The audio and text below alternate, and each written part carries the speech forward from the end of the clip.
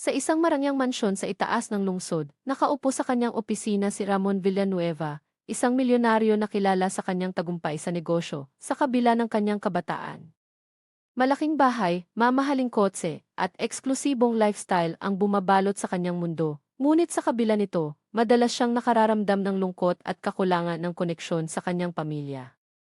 Si Ana, ang kanyang matagal ng katulong, ay tila isang tahimik ngunit maasahang haligi ng pamilya.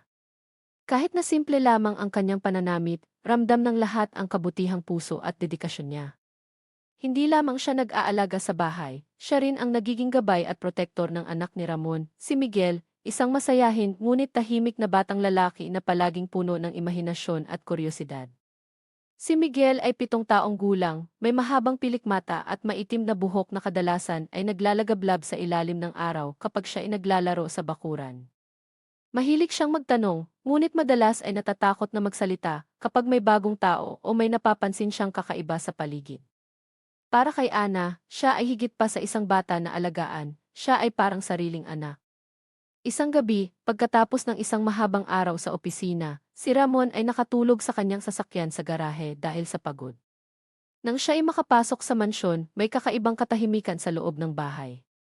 Ang ilaw sa sala ay malabnaw, at sa halip na marinig ang tipikal na tawanan at halakhakan ni Miguel, may naramdaman siyang kakaibang tensyon. Ngunit bago tayo sumabak sa puso ng kwento, mga kaibigan, gusto ko lang kayong anyayahan, kung gusto ninyo ng ganitong klase ng mga kwento na puno ng emosyon at sorpresa, huwag kalimutang i-like, i-share sa inyong mga kaibigan at syempre, mag-subscribe sa channel para lagi kayong updated sa mga bagong kwento. Seryoso, hindi kayo magsisisi dahil ang bawat kwento dito ay parang sining na binubuo ng damdamin at totoong buhay. Ngayon, bumalik tayo kay Ramon. Habang naglalakad siya patungo sa kwarto ni Miguel, may narinig siyang mahinang boses, parang bulong. Hindi ito pangkaraniwang bulong, puno ng kabog ng puso, takot at dedikasyon. Nang siya'y lumapit, nakita niya si Ana, nakaluhod sa sahig, hawak ang maliit na kamay ni Miguel, na parang proteksyon ang bawat galaw niya. Ramon, Ana, anong nangyayari? Mahina ngunit seryoso ang kanyang tinig. Si Ana, na halos hindi makapaniwala na nakita siya ni Ramon sa ganitong sitwasyon, tumayo ng marahan. Ana, sir, si Miguel, may naramdaman po siya mailumapit sa kanya sa labas. Miguel, na nakayakap sa kamay ni Ana, tumitig kay Ramon na maihalong takot at pag-asa. Ramon, sa una, ay nagulat. Ang kanyang puso ay tumibok ng mabilis, hindi lamang dahil sa panganib na banta sa anak niya, kundi sa dedikasyon at tapang ni Ana. Hindi niya inaasahan na sa gitna ng gabi, ang kanyang katulong ay magiging sandigan at protektor ng kanyang anak, handang isakripisyo ang kanyang sarili para sa kaligtasan ni Miguel. Sa mga sumunod na minuto, unti-unting lumutang ang kwento ng pangyayari. Si Ana ay nagulat din sa biglang pagdating ni Ramon, ngunit hindi siya bumitaw sa kamay ni Miguel. Ang mga mata ni Miguel ay nagmistulang luha at liwanag, na tila nagsasabi, siya lang ang aking kaligtasan. Ramon, Ana, bakit hindi mo ako agad sinabihan? Ana, na may bahagyang nanginginig na tinig, Sir, ayokong matakot po si Miguel. Gusto ko po, ligtas lang siya kahit ano pa po ang mangyari. Sa puntong iyon, hindi lamang nakaramdam ng pagtataka si Ramon, ramdam niya ang lalim ng pagmamahal at sakripisyo. Hindi siya makapaniwala na may isang tao sa kanyang mundo na higit pang iniisip ang kapakanan ng kanyang anak kaysa sa sarili niyang kaligtasan. Ngunit ang kwento ay hindi dito nagtatapos. Sa mga sumunod na araw, unti-unti niyang napansin ang mas malalim na koneksyon ni Ana kay Miguel. Sa bawat galaw, sa bawat tawa, sa bawat simpleng hapunan na pinaghahandaan niya, ramdam niya ang totoong pagmamahal, hindi dahil sa utang na loob o trabaho, kundi dahil sa puso. Isang gabi, habang naglalakad si Ramon sa terrace, iniisip niya ang lahat ng nangyari. Ang kanyang yaman, ang kanyang tagumpay sa negosyo, kahit ang mamahaling bahay at sasakyan, lahat ito ay walang halaga kung wala ang proteksyon at pagmamahal para sa anak niya. Ang desisyon na ginawa niya ay magbabago hindi lamang sa buhay ni Ana, kundi sa buong pamilya. Ramon, nag-iisa sa terrace, bulong sa sarili, kung may isang bagay na mahalaga sa akin, iyon ay si Miguel. At si Ana, siya ang nagpakita kung ano ang tunay na pagmamahal at sakripisyo. Kinabukasan, habang ang araw ay unti-unting sumisilip sa mansyon, si Ramon ay hindi makapaghintay na makita si Ana at Miguel. Hindi tulad ng dati, may kakaibang determinasyon sa kanyang mga mata, parang alam niyang kailangan niyang kumilos at hindi basta-basta. Pagpasok niya sa kusina, nakita niya si Ana na abala sa paghahanda ng agahan. Ang init ng araw ay tumatama sa kanyang mukha at ramdam ni Ramon ang bawat paggalaw niya, bawat sandali, bawat simpleng kilos, puno ng malasakit at dedikasyon. Ramon, Ana, mahina niyang tawag, ngunit mailalim ang tinig. Si Ana ay tumingin sa kanya, medyo nagulat. Sir, good morning po, mahinang bati niya, pilit na nagtatago ang kaba sa kanyang tinig. Miguel, na naglalaro sa tabi ng mesa, biglang tumakbo kay Ramon at yumakap. Tatay, sigaw ng bata, at sa sandaling iyon, ang puso ni Ramon ay parabang natunaw. Ramon, huminga ng malalim at tumingin kay Ana. Ana, gusto kong malaman mo kung ano man ang nangyari kagabi. Nakita ko kung paano mo pinrotektahan si Miguel. Hindi ko ito makakalimutan at gusto kong gumawa ng tama para sa inyo. Si Ana ay napatingin sa kanya, ang mga mata niya ay nagpakita ng halo ng takot, pag-aalala, at hindi maipaliwanag na emosyon. Hindi niya alam kung ano ang ibig sabihin ni Ramon, pero ramdam niya na may malaking pagbabago na darating. Ramon, nagpatuloy, may seryosong tono. Ana, hindi lang kita gusto pasalamatan, gusto kong malaman mo, handa akong gawin ang anumang makakabuti para sa iyo at kay Miguel. Hindi na lang ikaw ang katulong sa bahay na ito, kundi isang taong tunay kong nirerespeto at pinagkakatiwalaan. Si Ana, na halos hindi makapaniwala sa naririnig, ay napasulyap kay Miguel. Ang batang iyon, na noon ay tahimik at medyo natatakot sa mga kakaibang sitwasyon, ngayon ay nakatingin sa kanila na parang may alam sa mangyayari. Miguel, Ana, mahinang tanong ng bata, ang boses niya ay puno ng pag-asa. Ana, huminga ng malalim at mumiti, kahit na may luha sa gilid ng mata. Miguel, tama ang sinasabi ni Sir Ramon. May pagbabago po sa ating ngayon para sa inyo. Hindi pa tapos si Ramon. Ang kanyang desisyon ay mas malaki kaysa sa simpleng pasasalamat. Lumapit siya sa lamesa at tumingin sa Ana ng diretsyo sa mata. Ana, gusto kong malaman mo simula ngayon, hindi lang trabaho ang relasyon natin. Gusto kong maging bahagi ka ng buhay ni Miguel sa paraang karapat-dapat sa iyo. Lahat ng ginawa mo para sa kanya, nakikita ko. At hindi ito basta-basta malilimutan. Si Ana ay natigilan. Ang puso niya ay mabilis na tumibok. Hindi niya alam kung paano sasagutin ang bigat ng mga salitang iyon. Para sa kanya, ginagawa niya lang ang tama, protektahan ang bata na parang sariling anak. Pero ngayon, naririnig niya mula sa bibig ng amo na nakikita at pinapahalagahan ang lahat ng iyon. Miguel, na nakatingin sa kanila, ay biglang tumakbo kay Ana at niyakap siya ng mahigpit. Ana, hindi ka naaalis sa tabi ko, di ba? Ana, napangiti sa kanyang sarili habang pinapahinga ang ulo ng bata sa kanyang balikat, tumugon, hindi, Miguel, hindi na po. Ramon, na nanonood sa kanilang dalawa, ay nakaramdam ng kakaibang kapayapaan. Sa wakas, naramdaman niya na may taong handang tumayo sa tabi ng anak niya, hindi lang sa pangaraw-araw, kundi sa bawat panganib, bawat lungkot, bawat takot. Ngunit alam ni Ramon na ang susunod niyang hakbang ay hindi lamang sentimental. Kailangan niyang gawing konkretong pagkilos ang pagpapahalaga niya kay Ana. Hindi ito simpleng regalo o bonus, kailangan itong magpakita ng tunay na respeto at tiwala. Ang mga araw na sumunod ay puno ng pagbabago sa mansyon. Si Ana, na dati tahimik lamang sa kanyang tungkulin, ay biglang naging mas malapit sa pamilya. Si Miguel ay mas masayahin, mas kumakapit sa kanya, at ang bawat galaw ay tila may bagong kahulugan. Isang hapon, habang nag-uusap sila sa terrace, si Ramon ay huminga ng malalim. Ana, gusto kong gawin ito sa tamang paraan. Simula ngayon, gusto kong malaman mo na handa akong suportahan ka, hindi lang bilang katulong, kundi bilang taong may tiwala at respeto. Hindi lang sa mga salita, kundi sa mga gawa. Si Ana ay napangiti, ngunit ang mga mata niya ay nagpakita ng damdamin na matagal nang nakatago. Sir, salamat po. Hindi ko po alam kung ano ang sasabihin ko, pero ramdam ko po tunay po ang lahat ng sinasabi niyo. Miguel, sabik at masaya, ay tumalon sa mga bisig ni Ramon at Ana, parang pinagsama ang dalawang mundo niya, ang mundo ng seguridad at pagmamahal. Sa puntong iyon, si Ramon ay nakaramdam ng kakaibang liwanag sa puso niya.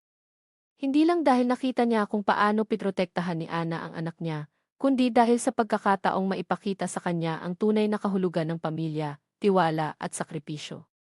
Ilang araw ang lumipas at ramdam ni Ramon na hindi sapat ang simpleng pasasalamat o papuri para kay Ana.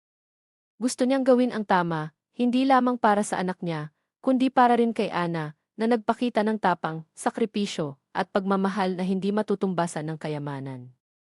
Isang gabi, habang tahimik ang buong mansyon, lumapit si Ramon kay Ana sa kusina. Nakatingin siya sa kanya ng matagal, ang mga mata niya puno ng seryosong intensyon. Ramon, Ana, gusto kong malaman mo na napansin ko lahat ng ginawa mo. At hindi lang ito basta-basta papuri, may plano ako para sa iyo. Ana, medyo nagulat, tumango lamang ng tahimik. Hindi niya alam kung ano ang ibig sabihin ni Ramon, pero ramdam niya na malaki ang pagbabago na darating. Ramon, dahan-dahang lumapit at tumingin sa mata ni Ana. Ana, simula ngayon, gusto kong mabigyan ka ng pagkakataon na mas maging malapit sa pamilya natin. Hindi lang bilang katulong, kundi bilang taong may tiwala at respeto, at higit sa lahat bilang taong may seguridad sa buhay mo at ni Miguel. Si Ana ay napatingin kay Ramon, ang puso niya ay mabilis na tumibok. Sir, pero hindi ko po alam kung paano't Ramon, nagpatuloy, hindi mo kailangan isipin iyon ngayon. Basta ipakita mo lang sa akin ang totoong ikaw, tulad ng ginawa mo sa anak ko. At sisiguraduhin ko hindi ka na mawawala ng pagkakataon o seguridad sa buhay mo. Ang mukha ni Ana ay napuno ng luha, hindi dahil sa lungkot kundi dahil sa sobrang emosyon. Hindi niya inaasahan na ang isang amo, isang milyonaryo, ay magkakaroon ng ganitong pag-unawa at pagpapahalaga sa kanya. Miguel, na nakasabay sa kanila, ay tumakbo sa mga bisig ni Ana at yumakap ng mahigpit. Ana, hindi na kita iiwan, di ba? Ana, napangiti sa bata, humawak sa kanyang kamay at tumugon, hindi, Miguel, hindi na po.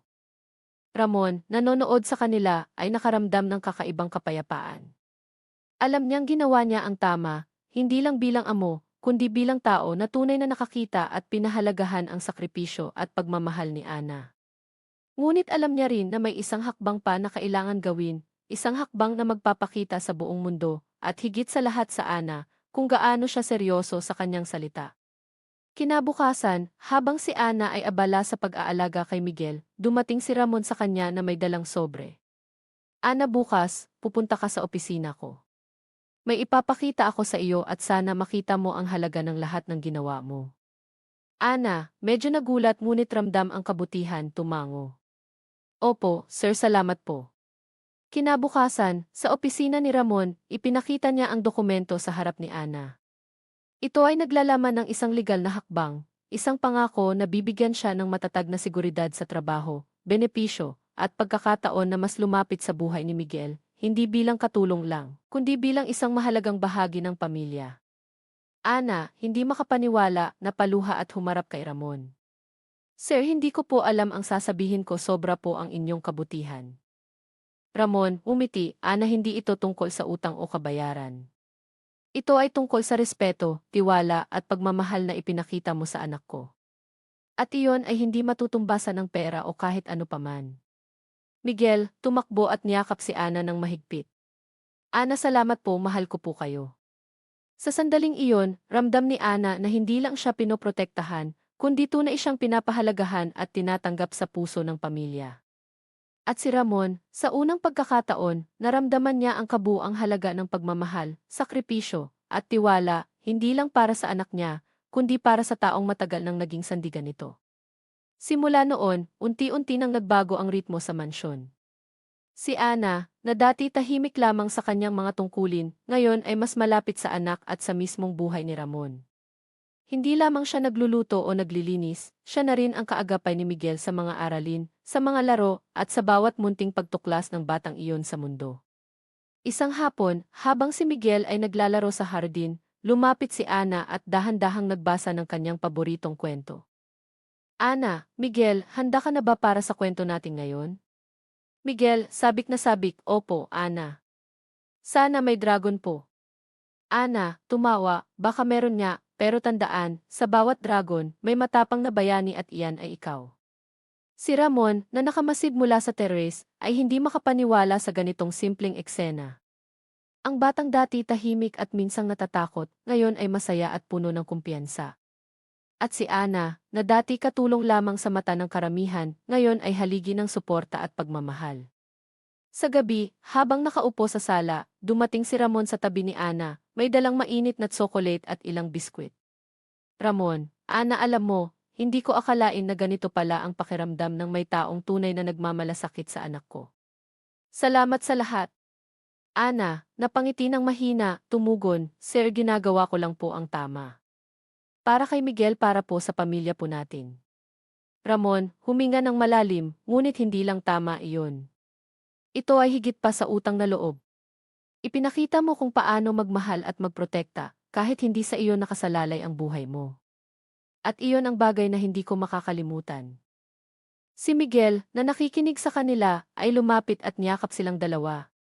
Tatay, Ana, mahal ko po kayo, wika ng bata, at sa simpleng sandaling iyon, ramdam ng lahat ang kabuuang koneksyon ng pamilya. Lumipas ang ilang linggo at unti-unti ring napansin ni Ramon ang maliit na pagbabago sa buhay ni Ana.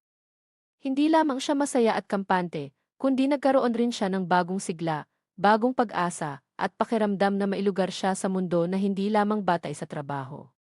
Isang araw, habang nag-aayos si Ana sa silid ni Miguel, napansin niya ang isang maliit na envelope sa kanyang mesa.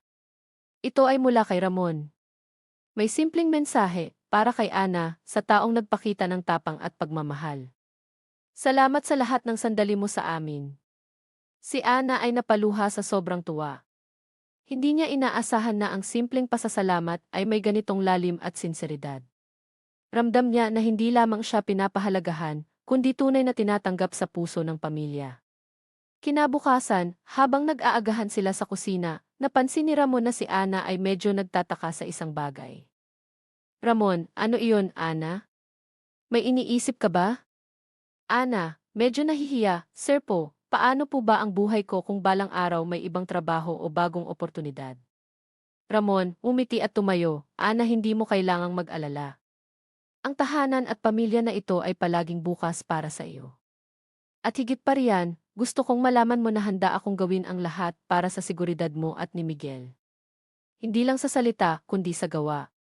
Sa simpleng pangungusap na iyon, ramdam ni Ana ang tunay na kalinga at seguridad na matagal niyang hinahangad.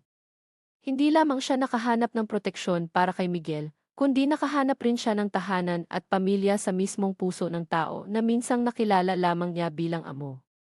Sa bawat araw na lumilipas, mas lalong lumalim ang koneksyon nila Ramon, Ana at Miguel. Ang bawat simpleng eksena, pagkain ng sabay, pag-aaral ng bata, mga tawanan sa hardin, at tahimik na pag-uusap sa terrace sa gabi, ay puno ng emosyon at pagmamahal. Ngunit sa likod ng bawat ngiti at halakhak, si Ramon ay may planong sorpresa para kay Ana, isang hakbang na hindi lang magpapatibay sa kanilang relasyon, kundi magbibigay din ng kakaibang sigla at karangalan sa kanya. Hindi pa ito ang huling kabanata ng kwento, at sa sandaling iyon, ramdam na ng lahat na may darating pang malaking pagbabago. Isang gabi, matapos ang mahabang araw ng trabaho at paglalaro ni Miguel sa hardin, inimbitahan ni Ramon si Ana sa kanyang opisina. Tahimik ang buong mansyon at ramdam ni Ana ang bahagyang kaba habang naglalakad. Hindi niya alam kung ano ang ibig sabihin ng imbitasyon na iyon, ngunit ramdam niya na may mahalaga itong kinalaman sa lahat ng nangyari sa kanila nitong mga nakaraang araw. Pagpasok niya sa opisina, nakita niya si Ramon na nakaupo sa likod ng kanyang malaking lamesa, nakatingin sa kanya ng seryoso, ngunit may ngiti sa dulo ng labi. Ramon, Ana, salamat sa lahat ng ginawa mo para kay Miguel at para sa akin itong mga nakaraang linggo. Hindi ko ito makakalimutan. Ana, medyo nanginginig ang tinig, tumugon, Sir, ginagawa ko lang po ang tama. Hindi ko po kailangan ng papuri, Ramon, tumayo at lumapit sa kanya, ang mga mata niya puno ng sinseridad, hindi ito basta papuri. Gusto kong malaman mo na nakita ko ang bawat sakripisyo mo, bawat galaw mo, at bawat pangunawa mo kay Miguel. At dahil dito may nais akong gawin na baka hindi mo inaasahan. Si Ana ay napatingin sa kanya, halong pagkabigla at kaba. Sir, ano po iyon? Ramon, dahan-dahang lumapit sa mesa at kumuha ng isang maliit na kahon na may ribon. Inabot niya ito kay Ana. Ana, hinawakan ang kahon na patingin kay Ramon. Sir po, ano po ito? Ramon, buksan mo at tingnan mo. Dahan-dahan niyang binuksan ang kahon, at sa loob, nakita niya ang isang simpleng key at dokumento. Ang dokumento ay naglalaman ng legal na hakbang ni Ramon, pagkakaloob kay Ana ng sariling maliit na bahay malapit sa mansyon, regular na suporta para sa kanyang kabuhayan at karapatan na mas maging malapit sa buhay ni Miguel. Hindi bilang katulong lang, kundi bilang taong may tiwala, respeto at seguridad sa buhay. Ana, hindi makapaniwala, napaluha sa sobrang tuwa. Ang puso niya ay parang sasabog sa dami ng emosyon. Ana, sir, hindi ko po alam kung paano ko sasabihin, sobra po ang inyong kabutihan, Ramon. Ngumiti ng malalim. Ana, hindi ito tungkol sa utang o kabayaran. Ito ay tungkol sa respeto, pagmamahal at tiwala. Ipinakita mo ang lahat sa akin at sa anak ko. Hindi ko nais na matapos lang sa salita ang lahat ng iyon. Nais kong maramdaman mo na bahagi ka ng pamilya. Sa pagkakataong iyon, dumating si Miguel, tumakbo kay Ana, at niyakap siya ng mahigpit. Ana, hindi ka naaalis sa tabi ko, di ba? Ana, habang pinapahinga ang ulo ng bata sa kanyang balikat, tumugon, hindi, Miguel, hindi na po. Ramon, nanonood sa kanila, ay nakaramdam ng kakaibang kapayapaan. Alam niyang ginawa niya ang tama, hindi lang bilang amo, kundi bilang tao na tunay na nakakita at pinahalagahan ang sakripisyo at pagmamahal ni Ana. Mula sa gabing iyon, hindi na lamang nagbago ang relasyon nila sa mansyon. Ang bawat araw ay puno ng tawanan, pag-aaral, paglalaro, at simpleng kwentuhan sa terrace sa gabi. Si Ana ay mas maligaya, mas kampante, at ramdam niya ang seguridad na matagal na niyang hinahangad. Si Miguel ay mas masaya at mas tiwala sa mundo dahil sa gabay ni Ana. At si Ramon, para sa unang pagkakataon, ramdam niya na kumpleto ang kanyang pamilya, hindi dahil sa kayamanan, kundi dahil sa pagmamahal at tiwala. Sa bawat hapunan, bawat simpleng laro sa hardin, at bawat tahimik na pag-uusap sa terrace, ramdam ng bawat isa ang lalim ng koneksyon na hindi matutumbasan ng kahit ano. At sa puso ni Ana, ramdam niya ang tunay na halaga ng sakripisyo, tiwala at pagmamahal, na sa wakas ay nakilala at pinahalagahan. Kinabukasan, maaga pa lang, si Ana ay abala na sa kusina, naghahanda ng agahan para kay Miguel at Ramon. Ang araw ay sumisilip sa mga bintana, ang liwanag ay tumatama sa bawat sulok ng mansyon. Si Miguel, na nagising ng maaga, ay tumakbo patungo kay Ana, hawak ang paborito niyang laruan. Miguel, Ana, sana po pancakes ang agahan natin ngayon. Ana, tumawa, syempre, Miguel. May sorpresa pa nga ako sa iyo sa ibabaw. Miguel, talaga? Ano po iyon? Ana, umiti, hintayin mo na lang, malalaman mo mamaya. Si Ramon, na nakamasid mula sa terrace habang iniinom ang kanyang kape, ay napangiti. Ramdam niya na ang simpleng eksena na ito ay puno ng saya at pagmamahalan. Ang batang dati tahimik at minsang natatakot, ngayon ay masigla at masaya. At si Ana, na dati tahimik lamang sa kanyang tungkulin, ngayon ay mas kampante at ramdam na ang respeto at pagmamahal ng pamilya. Pagkatapos ng agahan, nagpa siya si Ramon na dalhin si Miguel sa parke. Ngunit bago sila umalis, tinawag niya si Ana. Ramon, Ana, halika, gusto kong makasama ka rin sa parke. Gusto kong makita kung paano ka makipaglaro kay Miguel sa labas ng mansyon. Ana, medyo nagulat pero natuwa, opo, sir. Sa parke, si Miguel ay masaya at abala sa paglalaro, habang si Ana at Ramon ay nakamasid at nakikihalubilo sa bata. Napansin ni Ramon ang bawat maliit na detalye sa galaw ni Ana, kung paano niya pinapangalagaan si Miguel, kung paano siya nakikipaglaro ng may pasensya at pagmamahal, at kung paano niya hinahawakan ang bawat sitwasyon ng may pagkakaayos. Ramon, bulong sa sarili, hindi lang siya katulong, siya ang totoong sandigan ng anak ko. Pagkatapos ng laro, pauwi na sila sa mansyon.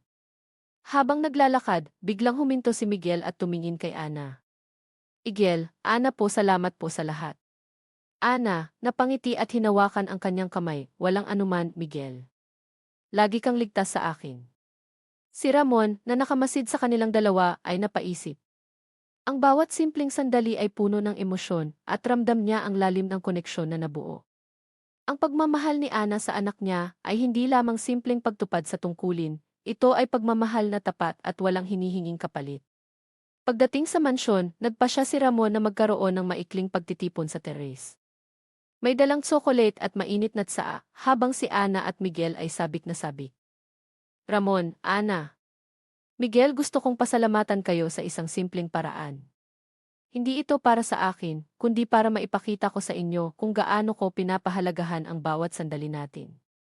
Habang sila'y umiinom at nagkukwentuhan, napansin ni Ramon ang mga mata ni Ana, puno ng damdamin, ngiti at kaunting luha. Sa simpleng eksenang iyon, ramdam ni Ramon na nagtagumpay siya sa kanyang layunin. Hindi lamang niya pitrotektahan ang anak niya, kundi pinakita rin niya kay Ana na tunay siyang pinapahalagahan. Miguel, sabik na sabik, ay tumalon kay Ana. Ana, lagi po ba tayong ganito masaya? Ana, umiti sa kanya, opo, Miguel palagi. Ramon, huminga ng malalim at bulong sa sarili. Ngayon ko lang tunay na naramdaman kung ano ang kahulugan ng pamilya, hindi lamang sa dugo, kundi sa pagmamahal at tiwala. Kinabukasan, maaga pa lang, si Ana ay nagising ng maaga upang maghanda ng agahan para kay Miguel at Ramon. Habang siya'y nagluluto, ramdam niya ang katahimikan ng mansyon, hindi tulad ng dati, na puno ng ingay at abala. Ngunit sa katahimikan iyon, ramdam niya ang kapayapaan. Alam niya na ang bawat kilos niya ay may kabuluhan at pinapahalagahan. Si Miguel, na sabik sa agahan, ay tumakbo sa kusina, hawak ang paborito niyang laruan. Ana! Ana! Pancakes po ba tayo ngayon? Ana, tumawa habang piniprito ang pancakes, Miguel. At may sorpresa pa sa ibabaw ng pancakes mo. Miguel, sabik na sabik, ano po iyon? Ana, umiti at sabay hawak ang maliit na palayok ng strawberry syrup. Hintayin mo na lang mamaya, malalaman mo. Si Ramon, na nanonood sa terrace habang iniinom ang kanyang kape, ay napangiti. Ramdam niya ang bawat kilos ni Ana, at sa bawat tawa ni Miguel, ramdam niya ang kaligayahan at seguridad na hatid ni Ana sa kanilang pamilya. Pagkatapos ng agahan, nagpasya si Ramon na dalhin si Miguel sa parke para maglaro at makipagbonding. Ngunit bago sila umalis, tinawag niya si Ana. Ramon, Ana halika, sumama ka rin sa parke. Gusto kong makita kung paano ka makipaglaro kay Miguel sa labas ng mansyon. Ana, medyo nagulat ngunit natuwa, opo, sir, sa parke, si Miguel ay masaya at abala sa kanyang laro. Tumakbo siya sa paligid, nagtatawanan at nagsisigaw sa tuwa. Si Ana ay nakamasid at nakikipaglaro rin sa kanya, ang bawat kilos niya puno ng pagmamahal at malasakit. Si Ramon, nakatayo sa gilid, ay napansin ang bawat galaw ni Ana, kung paano niya pinapangalagaan si Miguel, kung paano siya nakikipaglaro ng may pasensya, at kung paano niya hinahawakan ang bawat sitwasyon ng may pagkakaayos. Ramon, bulong sa sarili, hindi lang siya katulong, siya ang totoong sandigan ng anak ko. Pagkatapos ng laro, pauwi na sila sa mansyon. Si Miguel, sabik na sabik, ay tumakbo patungo kay Ana at niyakap siya. Ana, hindi ka naiiwan, di ba? Ana, habang pinapahinga ang ulo ng bata sa kanyang balikat, tumugon, hindi, Miguel, hindi na po. Sa gabing iyon, nagtipon silang tatlo sa terrace. May mainit na tsaa at biskwit. Tahimik sila sandali, ngunit ramdam ng bawat isa ang lalim ng koneksyon sa pagitan nila. Si Ana ay nakatingin kay Miguel at ngumiti, si Miguel ay tumatalon at tumatawa, at si Ramon ay nakamasid at napangiti, ramdam ang kabuang kapayapaan sa kanyang puso. Ramon, Ana, gusto kong malaman mo, ang lahat ng ginawa mo para kay Miguel ay hindi nakakaligtaan. At hindi lamang basta papuri ang nararapat sa iyo, gusto kong maramdaman mo ang halaga ng bawat sakripisyo at pagmamahal mo sa amin. Ana, napaluha sa sobrang tuwa, humarap kay Ramon, Sir, hindi ko po alam kung paano ko sasabihin, sobra po ang inyong kabutihan. Miguel, sumugod kay Ana at niyakap siya ng mahigpit. Ana, mahal ko po kayo. Ana, pinapahinga ang ulo ng bata sa kanyang balikat. Mahal din kita, Miguel palagi. Ramon, nakatayo sa terrace, huminga ng malalim at bulong sa sarili. Ngayon ko lang tunay na naramdaman kung ano ang kahulugan ng pamilya, hindi lamang sa dugo, kundi sa pagmamahal at tiwala. Lumipas ang ilang buwan at ramdam na sa buong mansyon ang bagong ritmo ng pamilya. Ang bawat araw ay puno ng tawanan, laro, at simpleng bonding moments na nagpapalakas ng koneksyon nila Ramon, Ana, at Miguel. Ang tahimik na mansyon noon ay ngayon puno ng buhay at pagmamahalan, puno ng mga tawa ni Miguel, at ngiti at pag-aalaga ni Ana. Isang gabi, habang nakaupo sila sa terrace, hawak-hawak ni Ana ang maliit na kamay ni Miguel, habang si Ramon ay nakatingin sa kanila na may malalim na ngiti. Miguel, Ana, salamat po sa lahat. Mahal ko po kayo. Ana, napaluha sa labis na emosyon, yumakap sa bata, mahal din kita, Miguel palagi. Ramon, tumayo at hinawakan ang kamay ni Ana, Sabay ngiti, Ana, wala akong sapat na salita para ipakita ang pasasalamat ko sa iyo.